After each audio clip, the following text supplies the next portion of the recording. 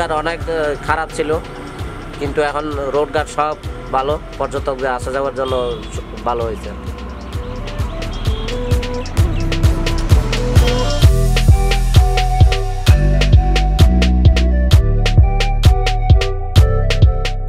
খাগড়াছড়ি পার্বত্য জেলার সড়কসমূহ একসময় অত্যন্ত নাজুক অবস্থায় ছিল। বিগত কয়েক বছরের উন্নয়ন কর্মকাণ্ডের ফলে খাগড়াছড়ির যোগাযোগ ব্যবস্থা অত্যন্ত চমৎকার হয়েছে।